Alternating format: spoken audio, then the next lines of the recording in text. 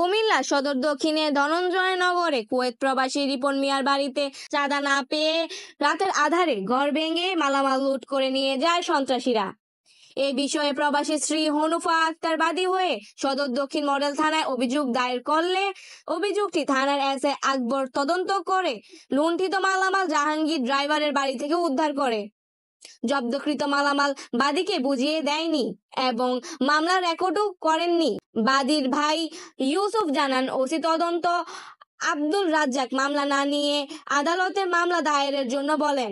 বাদী নিরুপায় হয়ে আদালতে মামলা দায়ের করলে বিজ্ঞ আদালত মামলাটি তদন্ত করে সদর দক্ষিণ থানার পুলিশকে প্রতিবেদন আদালতে দাখিলের নির্দেশ দেন। এই বিষয়ে বাদী হনুফা আক্তার বলেন, হনুফা আক্তার হাজবেন্ড আমার কুয়েত প্রবাসী, না দেওয়ার পূর্বে আমার 3 রুম গড় 3 রুম ভাঙচুর করে মালামাল নিয়ে চলে গেছে। আসামি বসার, বুলু, হারুন, সাদেক, স্বপন আরো 10-15 জন মিলে জাহাঙ্গীর নামে এক ড্রাইভার ছিল। ড্রাইভারের বাসায় আপনার মাল নিয়ে রেখেছে। তাই ভাইয়ের নিয়ে সদর দক্ষিণ থানায় একটা অভিযোগ জানাইছি। এরপরে এসআই আকবর স্যারে যাইয়া মাল উদ্ধার করছে। ড্রাইভার জাহাঙ্গীরের বাসায় যেয়ে মাল উদ্ধার করছে। এখন আমার মাল পাওয়া সত্ত্বেও মামলাও নেয় না। আমি সরকারের কাছে বিচার চাই। আসসালামু আলাইকুম, আমার নাম মনোয়ারা বেগম।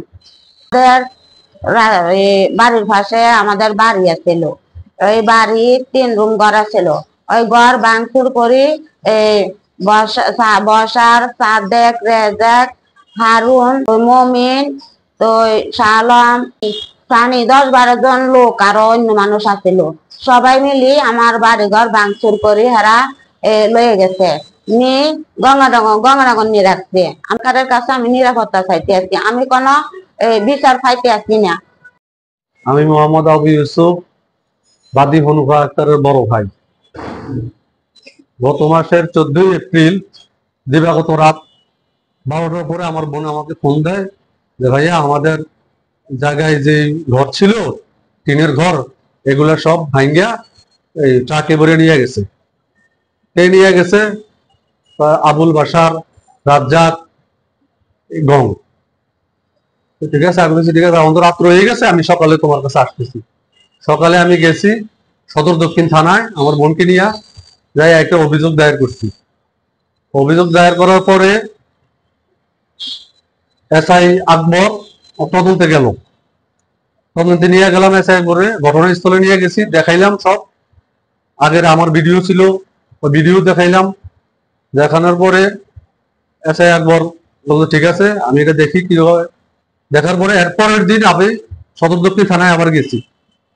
যাওয়ার পরে আমি খবর পাইছি আমার লুটকৃত মালসামানা গঙ্গানগর ড্রাইভার জাহাঙ্গীরের বাড়িতে আছে। ঠিক আছে, আমি ওইখানে এসআই আকবরকে নিয়ে মাল জব্দ করি। মালামাল জব্দ করার পরে আসছি।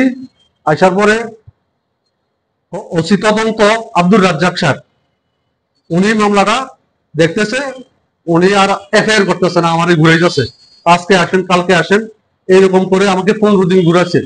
ঘুরানোর পরে আমার বলতেছে আসেন আপনি থানায়, এটা একটা সমাধান করে দিব। সমাধান করে দিব বলে আমার কোনো সমাধান দেয় নাই। ঠিক আছে, আমি জব্দকৃত মালামালও পাই নাই। এখন আমি বলতেছি আমার মামলা এফআইআর করেন। উনি মামলা এফআইআর করতে পারবে না। উনি আমাকে বলতেছে আপনি কোর্টে যান, কোর্টে যেয়ে মামলা করেন। ঠিক আছে, এটা আমরা নিতে পারবো না।